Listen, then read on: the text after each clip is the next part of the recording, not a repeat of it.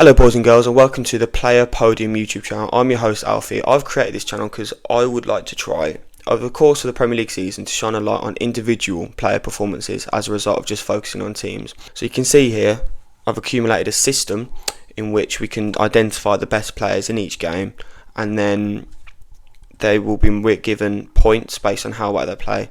3 points for the best player, 2 for the second best, and as numbers work.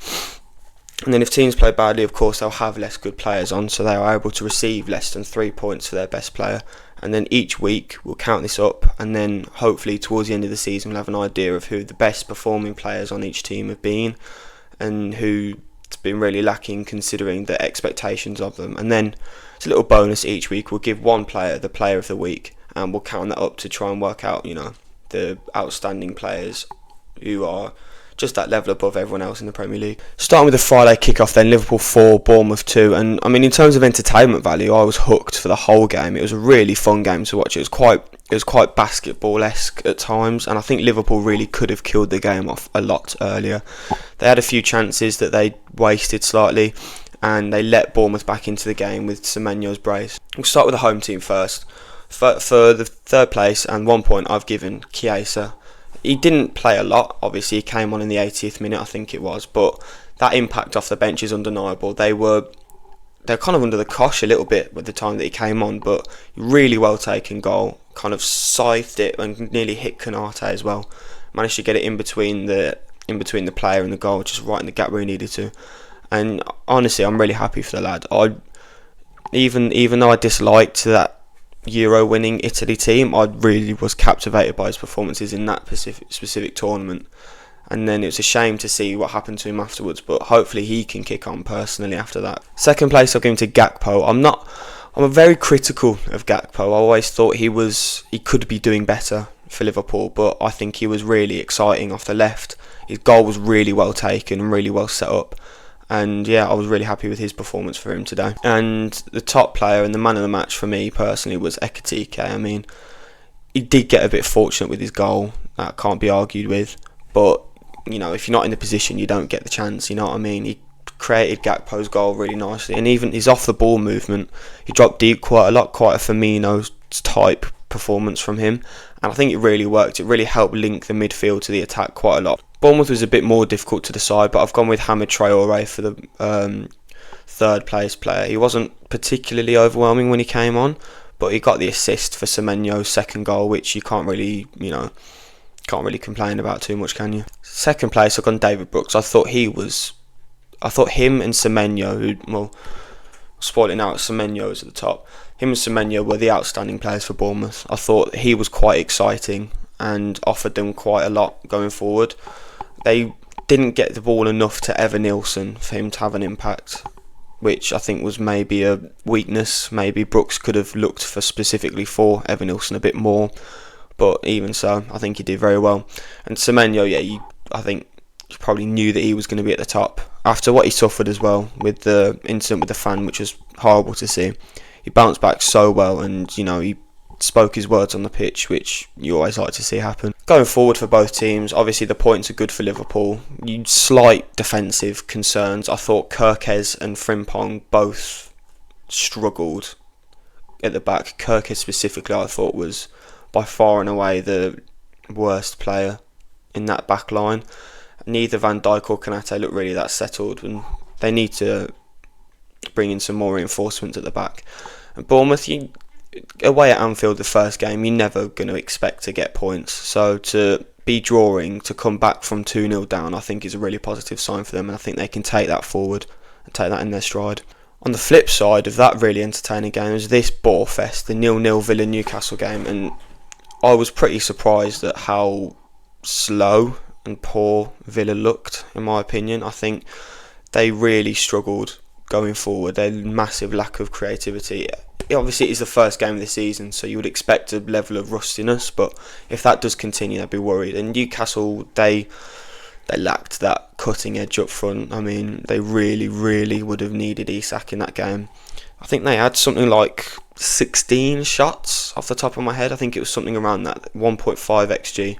Obviously I'm not a massive XG fan, but it is telling as to the chances that they had. They should have been 1 or 2-0 up, and Isak, especially when Villa went down to 10 men, Isak would have won them that game for sure. In the third place for Villa, I've gone Boubacar Kamara. He's such a good football player. He wasn't at his best today, but even so, he was really solid. It was between him and Cash personally, but when he slotted into centre-back, he really filled in for Konza really well and was able to cope with Newcastle going forward. So I was pretty happy with Kamara's performance today personally. Second, I've gone Onana. Onana, I thought, was, in terms of outfield for Villa, was probably the best player for them on the pitch. He was so good going forward. His transition play particularly was good on the turn, take the ball from the defence, and he progressed a lot better than Tielemans could or Rodgers could. And I think always going back, because of how strong he is, he's just such a solid defensive option. He's putting in a lot of tackles, and I was pretty proud of him. Well, I'm a Villa fan, I'll let you know, so I was really happy with him after the game. He's one of the only players I was really chuffed about, but yeah, well done by Onana. At the top then for Villa, I'm going to go with debut boy Bizzo. I mean, without him, we would have gone 1-0 down to Elanga. I think Elanga obviously should have scored that chance, but Bizzo's done really well to make the save. He looked really solid. His distribution is decent. Obviously, there's a few misplaced passes, but you're going to get that. It's good in the air.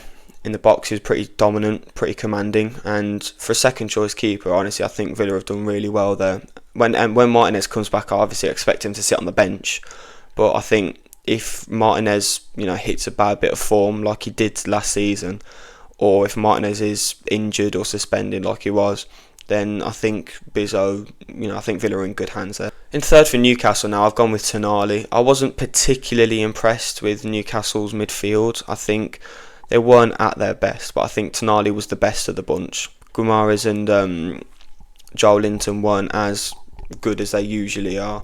But I think Tonali going forward looked the best of the three. His passing was solid. He won the ball deep and played incisive passes. There was one for the Elanga chance. I think it was him who played it forward. And yeah, I think he's just a really good midfield player. Again, wasn't his best game today, but none of the players on the pitch played really to the best of their ability. Second, I've gone Anthony Gordon. I think Anthony Gordon was the big creative spark in the game today overall. Regardless of which team you look at, he was making things happen. He was pretty dangerous. Obviously won the red card for Newcastle, which they couldn't capitalise on. He had a few chances, but his shooting wasn't really on point, I don't think. Obviously he didn't score, so that's a pretty good indication to that fact. But either way, I think he personally can be happy with that performance, playing out of position at striker as well to fill in for Isak. I think he did a really good job. And the man on top today for Newcastle, I've gone with Dan Burn. I mean, he just pocketed Watkins completely. He was so dominant in the air, just couldn't get a look in at all. Even when Rodgers or McGinn would try and get in through, he was always there. There was no getting past Dan Burn. I think he was properly on it. In terms of all the outfield players, I think him and Onana in particular stood out to me today. And I mean, you don't really want your defensive players to be the best ones on the pitch, ideally. Especially in a game that's as so closely fought as this, you'd want your attacking players to be able to really take the game by the scruff of the neck. But there wasn't really anyone able to do that. So, Dan Burn did well in that respect to keep the game so, Newcastle dominant really. The matchup is even, but Newcastle played much better and Villa couldn't get a look in because of Dan Burn mainly. Going forward, it's the point for Villa is better than the point for Newcastle. They really should have won the game, in my personal opinion. And again, if Isak was on the pitch, that's 1 or 2-0 at least for Newcastle. Well, we're one of the 3 o'clock kick-off games now. We've got Brighton 1, Fulham 1. I didn't catch this game. I watched the highlights of it. I was watching the Sunderland game at the time through very legal means. And it looked fairly even to me. I didn't really notice too many outstanding forward players in the game, so I've gone with Lewis Dunk as the first player for Brighton. In a game where you concede a scrappy little goal from a corner in the last minute, you're bound to have had a solid defensive game, and he is always that reliable defender. He's got so much experience. He's been at Brighton for a while now, so you'd expect him to play that. Second for Brighton, I've gone O'Reilly, the goal scorer. Obviously, if you score the short goal, you've had a good impact on the game. It was from the penalty spot, but it did make it 1-0, and it would have secured Brighton the result, but unfortunately for them, they couldn't hold on late on. But yeah, I was pretty happy with him for that. Nothing really else major to say, to be honest. But for me, Brighton's best player on the pitch by a country mile was Belabor. He is so good. He's way too good for Brighton. I'd expect him to get a move. Well, he was linked to United. I'd expected him to move this summer, but I mean, the money that they're going to get for Belabor next season is going to seriously sort them out. He was so good in that game. He was holding off everything. They couldn't get past him. On the transition as well, he looked really good playing the balls out from deep, taking it at 10-15 yards and playing it out. He's just honestly such a good player. He's Caicedo-like. In terms of Fulham, I've gone with Anderson for similar reasons to Dunk. I mean, there wasn't too many outstanding players again for Fulham. I think going forward they were slightly better, so that's why I've put Alex Iwobi at number 2 for them. I think he was a little bit of a live wire for Fulham, but then again, it was just him for me, so that's why I've had to put Anderson at the 3rd place slot, because Fulham outside of Iwobi weren't that promising going forward. It's difficult when you're relying on Raul Jimenez, and especially with Muniz's move out, they don't look to be signing anyone else, which I think could see them fall backwards a little bit. And I have gone with Muniz at the top because of the impact that he makes. We've got to have impact players, and he was that impact player today. Similarly to Chiesa, I've put Muniz at the top because it rescued them the point, and they were kind of devoid of ideas outside of him. So it's not entirely comparable to Chiesa, but in a similar vein to him, he's come off the bench, he scored a well-taken goal late on to get them points. Can't really ask for any more. Again, both of these teams didn't look that exciting. I think Brighton on their day, they can really get at teams. They've got really good players like Mitoma, Ruta and Minter as well, who I really like the look of. But Fulham looked a lot defensively quite sharp.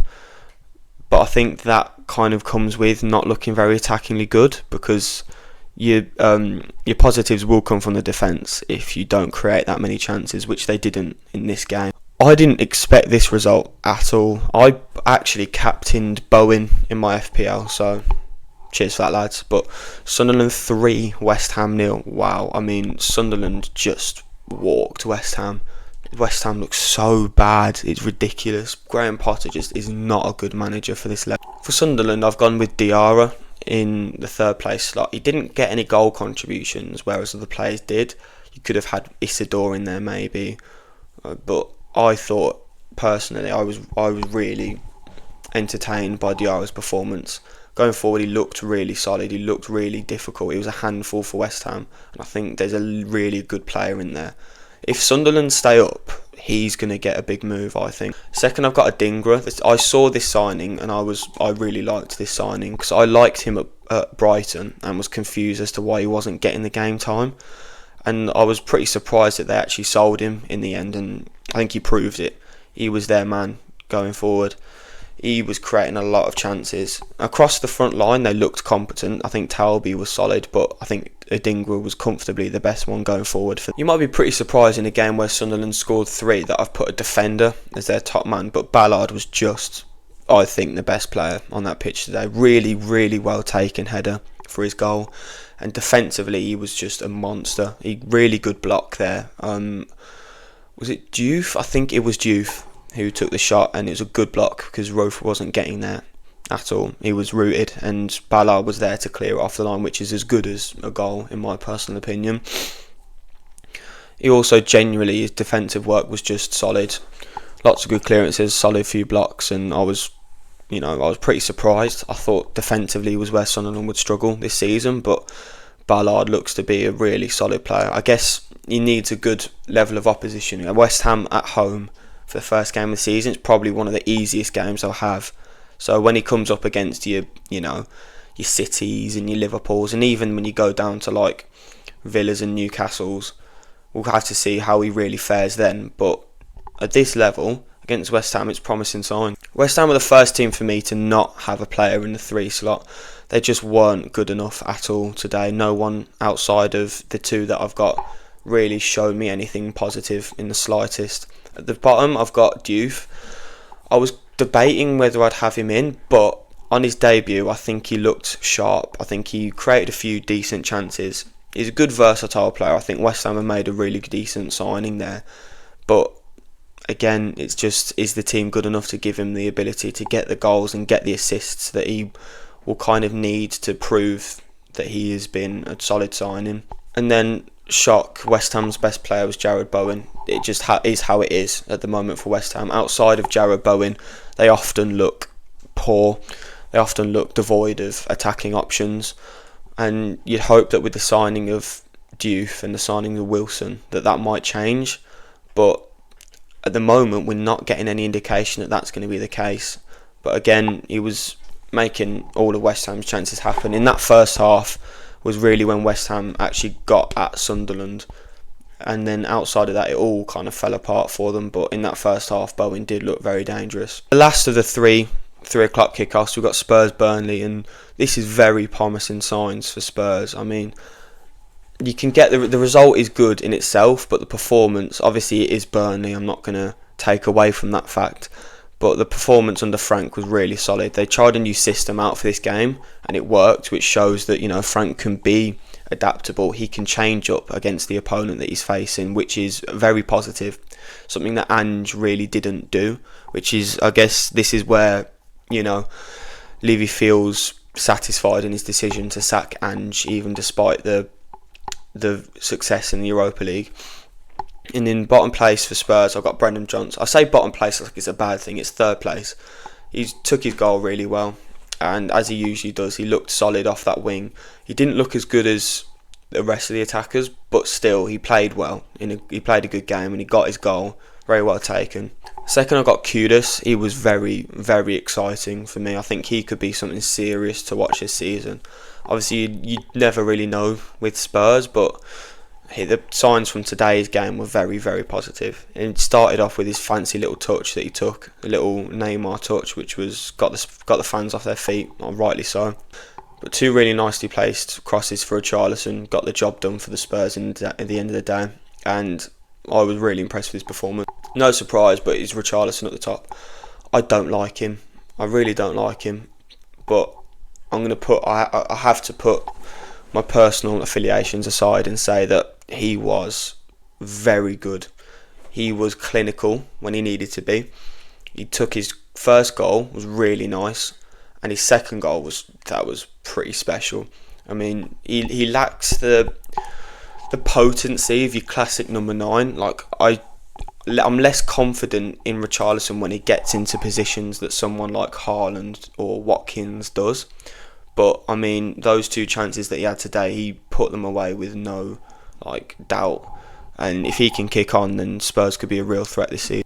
In a game where you lose 3-0 and you look weak, you're not going to have any real standout players. I've given Dubravka a point because I think he made so it wasn't 5. I guess that's the only real positive I can take from Burnley's performance. They're most people's tips to go down, and after that game I can't really argue otherwise. I know it is the first game of the season, but I don't see where goals are coming from, and if they're going to be that leaky at the back and that poor, they gave the ball away so many times to Spurs. If they're going to be that poor, then they are going to struggle quite badly this season. I mean, you can see it already. Wolves 0, City 4. City just completely walked Wolves over. Outside of the first few chances that Wolves got, they didn't offer much at all. And City, you know, it's just classic City, innit? They're just that good. They're such a step above teams like Wolves. And I've given one player a point for Wolves. I've given Munetsi on his debut a point.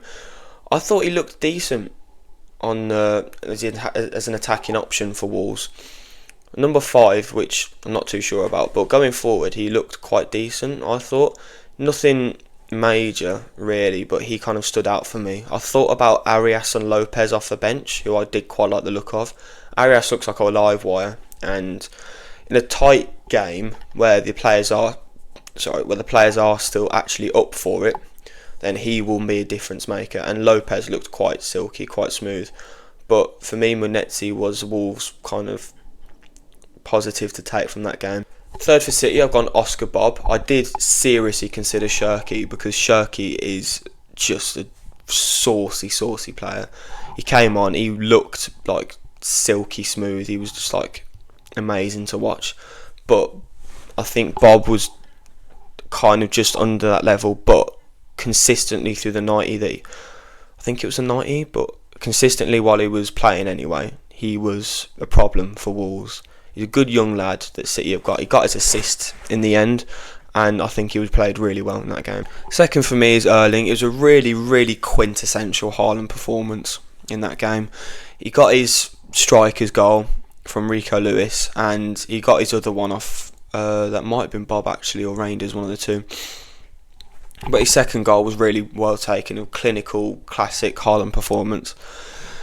I thought about the comparison, I made a comparison in my mind between him and Salah, and the fact that both players often score without impacting majorly the game. But the difference between that and Haaland is that Salah needs to create and needs to impact in the position that he plays. Because as the right winger, as the main right winger anyway, if he has a poor game, that could cause Liverpool to lose, and it nearly did against Bournemouth. But Haaland, he can stay up front, move about. He missed one or two chances, but he caused Wolves the problems.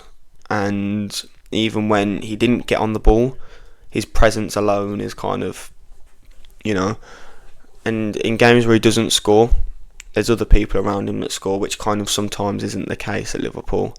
But it's a classic Haaland performance. Bagged 2 goals. What more do you really want from the lad? The top spot for City is the first winner of the Player of the Week on the Player Podium channel. It is Tiani Reinders. Wow, I was pretty blown away by Reinders' performance. I ain't watched a lot of him before. I won't pretend that I'm really well clued up in Tiani Reinders, but he was seriously good against Wolves. By far and away the best player on the pitch. He was so assured, he was so confident, both ends of the pitch. His goal was really well taken. He created the first one out of almost nothing, and his assist as well. He just completely blew me away today. And I've seen a lot of people sleeping on City. If they play like this every game, they will have a serious chance of winning the league this year, don't get me wrong. On to the most entertaining game of the Sundays, we've got Forest 3, Brentford 1, and it's not looking good, Brentford, at all. They looked very weak from what I saw. I watched the Chelsea game, which was a poor decision in the end, because that was pretty boring. But from the highlights that I saw, it's not looking good for Brentford. They gave the ball away too much. They looked out of shape. They got stretched too much, and it's a risk that you run when you don't employ a proper manager. Obviously, I don't want to say he's not a proper manager or anything, but he has been a set piece coach. He has been a system employee. So Keith Andrews, I wouldn't be surprised to see him out the door by November. Looking at Forest anyway.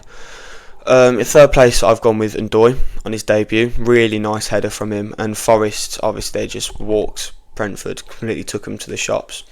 And Ndoye was really decent off the wing. 40 million in a new league is always, you wonder whether they can perform. But he got his goal. I think that can give him a good confidence boost to take forward in this season.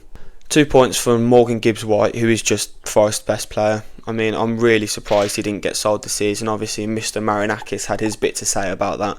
But I'm surprised after that no one else came in for him. Because, he proved it against Brentford. That he's just a class above. And Gibbs-White was feeding the man, Chris Wood, who got his 2 goals today and is my player of the match in that particular game. I think Chris Wood proved a few doubters wrong in that game. There's people that said that, I've sort of seen a lot of people anyway, saying that they don't think Chris Wood can score as many goals as he did last year and match that output. I'm one of those people. I did think that personally. And Chris Wood is proving me wrong so far anyway. If he can keep this up, then Forest won't have the fall off that everyone is predicting them to have. Is it any shock that Brentford don't have any players in the top 2? It's just such a drab, nothing performance from them. I've given Thiago a point for his penalty, which was actually quite a poor penalty.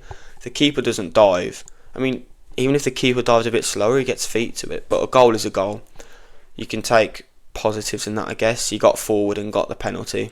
If you're really clutching at straws, you can view that in a positive way. But really, really nervy performance, and I'd be very worried if I was a Brentford fan. I haven't given Chelsea a top player in this game because I think this is a poor result for Chelsea. They looked so positive in the Club World Cup and in the pre-season games as well. From what I saw, my dad's a Chelsea fan, so I watch a little bit of Chelsea here and there with him. From what I saw, they looked really sharp, and I was really disappointed with their particular performance today. Giving a point to Acheampong at the back, I was surprised that they picked Acheampong. I said so to my dad, and I think he was really assured. I think he was really safe, and I was pretty, I was quite proud of him actually. I didn't see why they picked him over Fofana. Maybe it's because Fofana's not fully fit, which he never really is. But yeah, it was really well done by Acheampong. Controversial opinion, but I personally think that Caicedo is consistently Chelsea's best player. He is one of, if not the best player in the world in his position. He's quite criminally underrated in my opinion, and he had to hold Enzo's hand quite a lot today because Enzo wasn't on it at all. And when it forces Caicedo to do that, it really makes you realise how good of a player he actually is when he can play for him and Enzo at the same time.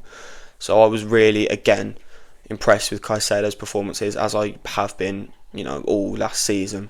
Solid result for Palace in my personal opinion. I thought Eze was the third player for me in Palace. I thought he created quite a lot of Palace's chances. He didn't really... His goal... I thought more than anything it was a foul on Caicedo instead of the meter thing. I didn't realise that was actually a rule. No one really did. But I thought it was ruled out for Gueye picking up and moving Caicedo out of the way of the ball. But yeah, it was unfortunate not to get that one off. But I think in what was a pretty, uninspiring game, I think out of all the attacking players, he was probably one of the more exciting ones. I've gone Lacroix in second place. People were concerned last year when he replaced Anderson, but I think he's really stepped up to the bill, and it seems to have carried on into this season with a good performance in the Community Shield, and he's played well today. Pocketed Pedro. Palmer didn't really get a look in, and he just is a really solid player. He's really fast. Something's flying in front of my face. He's really fast, which gives Palace the ability to, protect from the more explosive players, and he is just overall a really good centre-back. And at the top, I'm going to give Adam Wharton. It just is, again, really good Adam Wharton performance. Really solid on the turn, really assured, and played a few nice passes. And in a game where, again, like I say, not a lot creatively happened, he was the stalwart in the midfield there for Palace, I think.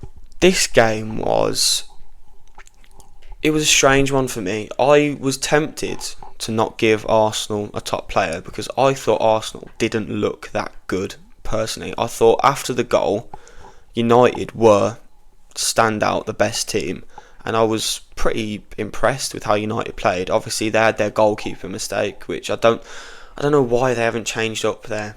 The defence looks solid, which people were criticising the defenders before the season started, saying United needed to improve there. But after that performance, I personally think they've got a really good core.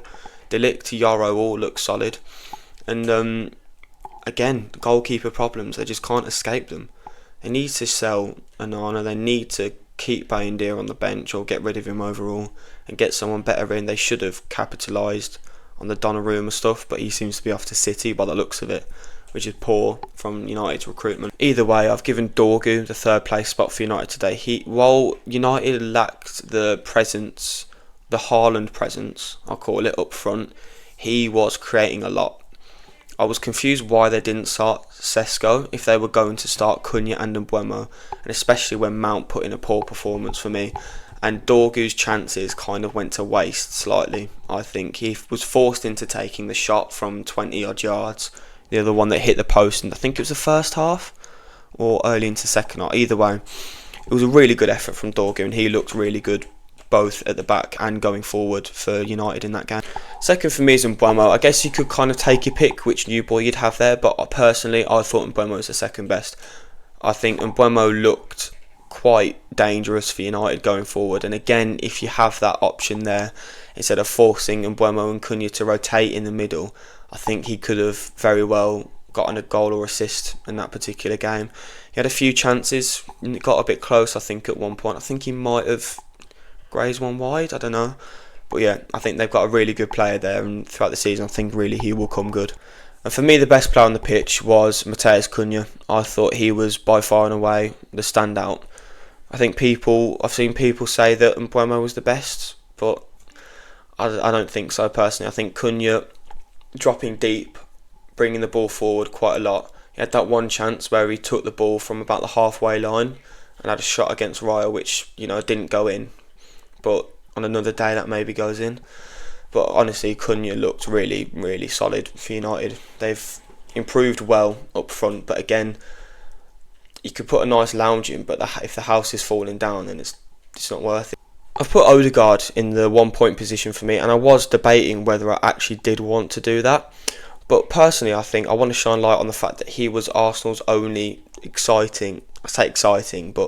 only mildly creative attacking outlet. None of the front three really did it for me. Rice wasn't on his best, and Zubimendi was holding quite a lot. So a lot of the responsibility came to Odegaard, and I think he wasn't at his best by any stretch of the imagination. But on a bad day for Arsenal, he kind of did what he could. Neither Martinelli, Gyökeres or Saka were offering much of anything, so it kind of fell to Odegaard's shoulders, and it again wasn't his best performance. Second, I've gone Calafiori. He scored, which is basically why he's here. I'm not going to shy away from the fact that a goal is a goal. No matter how it goes in, it doesn't matter how lucky or whatever. He was in the right place at the right time, and he made it count. He made the set pieces count again for Arsenal, and he kept a clean sheet. So I think, yeah, it was a solid game for Calafiori. And at the top, I've gone Raya. United would have taken some of those chances if he wasn't in goal, and if they get one goal and the momentum swings, they could have really put the foot on Arsenal's throat. But that didn't happen because Raya was in goal. So for that reason, I've put Raya at the top. It's not a promising performance at all for Arsenal. They didn't look as good as City did. They didn't have the cutting edge at the top that Liverpool did. They didn't score the chances, and I would be slightly nervous. First game again, so take it with a grain of salt, but I wouldn't be too happy with that performance. But for United fans, that was a really good game, and you can take a lot of positives out of it. Obviously, you've not got the result, but at this stage in the season, especially, the performances are kind of what you're looking for. So that's a good one for United. And here's your overview for this week. I haven't done Everton and Leeds, obviously, because at the recording of this video, they haven't played yet. So for the next video, anyway, I will briefly show this again with the players in there, speak about that game and add the players into this table that I've got here. I'll try and keep it so that this is updated for each week. It might be quite difficult to fully keep track of, but I'll give it a go. And the idea is that develops and you get players in the 30s, 40s and 50s points, and you can really see who's been outstanding for each team overall. You can have a look here. We've got the list for the player of the week. We've got Reinders at the moment, and I think, I don't really think you can argue with it. I think he was the best player of the week. Well, I guess you could argue Semenyo, or Ekatike, which would be fair enough, but for me, Reinders had by far and away the biggest impact on any game this week, so he's my player of the week. But yeah, that's it for me, guys. I mean, let me know what you think. If I've got any wrong, if there's players I've let out, please do let me know. And if you like the format, if you don't like the format, if you're a bit confused, then have a message in the comments below. And thank you very much. See ya.